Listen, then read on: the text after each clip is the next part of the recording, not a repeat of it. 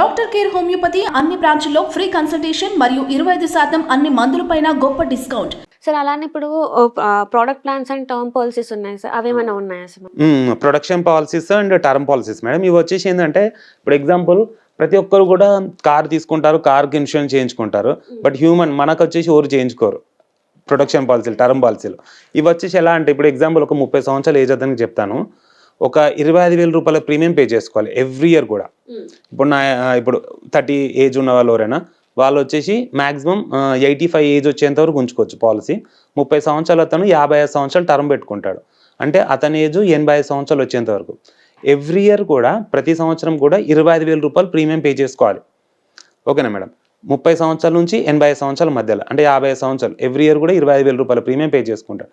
ఈ టైంలో ఏమైనా రిస్క్ జరిగి any type of death risk జరిగి చనిపోతే ఆ క్లయింట్కు వాళ్ళ నామినీకి 1 crore అమౌంట్ ఇస్తాం, 1 కోటి రూపాయల అమౌంట్ ఇచ్చేస్తాం. ఈ 50 సంవత్సరాలలోపు ఎలాంటి రిస్క్ జరిగినా సరే. ఇప్పుడు వచ్చేసిందంటే కోవిడ్ తర్వాత ఇదంతా కూడా అవేర్నెస్ బాగా వచ్చింది.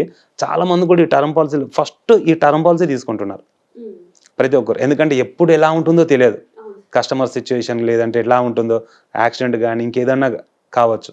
అందుకే ప్రతి ఒక్కరు కూడా ఈ పాలసీ కంపల్సరీగా తీసుకుంటారు. 25,000 రూపాయలు ఎవ్రీ ఇయర్ పే చేసుకుంటారు. 50 సంవత్సరాల టర్మ్, మాక్సిమం 85 ఇయర్స్ వరకు తీసుకోవచ్చు. బట్ ఇది వచ్చేసి ఏంటంటే కంపల్సరీ ఎర్నింగ్ ఎవరైతే జాబ్ చేస్తున్నారో వాళ్ళకే ఇస్తాం.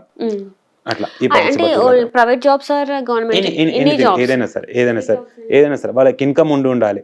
అట్లా అంటే ఎంత ఉండాలి సార్? ఇప్పుడు వాళ్ళకి ఇన్కమ్ ఇంత అమౌంట్, సర్టన్ అమౌంట్ అన్న ఏమైనా ఉండాలా? ఉంటుంది. ఫస్ట్ ఆఫ్ ఆల్ ఈ పాలసీ తీసుకున్నప్పుడు వాళ్ళకి ఏంటంటే ఒక హౌసింగ్ లోన్ లాగానే ఉంటుంది. ఇది కూడా ఈ పాలసీ అందరికి ఇవ్వం. ఈ పాలసీ ఏంటంటే వాళ్ళకు ఇన్కమ్ ప్రూఫ్ చూస్తాం పాలసీ తీసుకునేటప్పుడు. వాళ్ళకి ఎంత ఉంది, 15 lakhs ఉందా, 20 lakhs ఉందా, వాళ్ళ యాన్యువల్ ఇన్కమ్ అది చూస్తాం. ప్లస్ వాళ్ళకు మెడికల్ చెకప్ కూడా జరుగుతుంది. మెడికల్ చెకప్ కూడా కంపెనీ పే చేసుకుంటుంది. మెడికల్ చెకప్ కూడా జరుగుతుంది. వాళ్ళకు నికోటిన్ టెస్ట్ కానీ, బ్లడ్ టెస్ట్, యూరిన్ టెస్ట్ అన్నీ కూడా చూస్తారు. అన్నీ కూడా చెక్ చేసి ఓకే ఫిట్ అండ్ ఫైన్గా ఉన్నారు అంటేనే పాలసీ ఇష్యూ చేస్తారు. లేదంటే అతను ఎంతైతే ప్రీమియం పేమెంట్ చేశాడో అది రిఫండ్ చేసేస్తారు.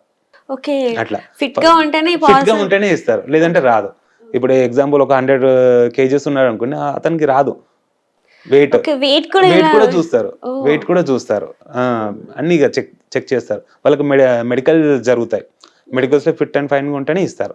ప్లస్ ఫైనాన్షియల్ స్టేటస్ కూడా చూస్తారు.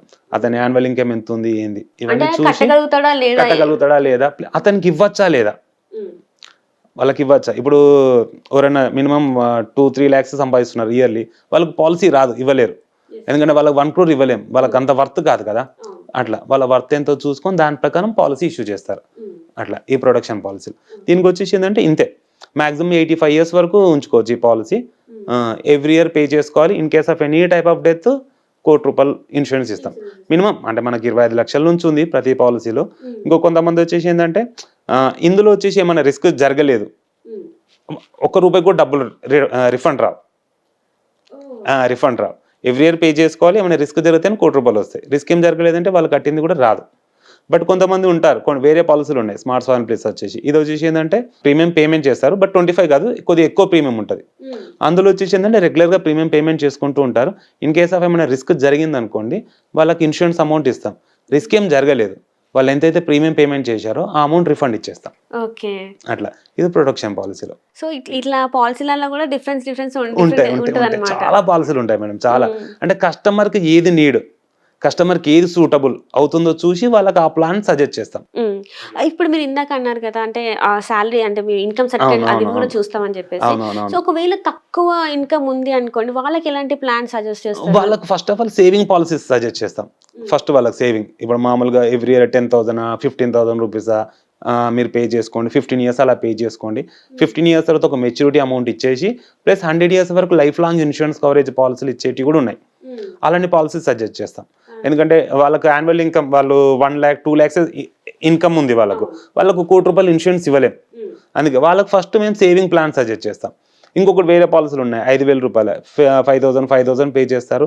వాళ్ళకు ఒక 4,75,000 రూపీస్ ఇన్సూరెన్స్ కవరేజ్ ఉంటుంది. 10 years ప్రీమియం పేమెంట్ చేస్తాడు. 15 years వరకు టర్మ్ ఉంటుంది.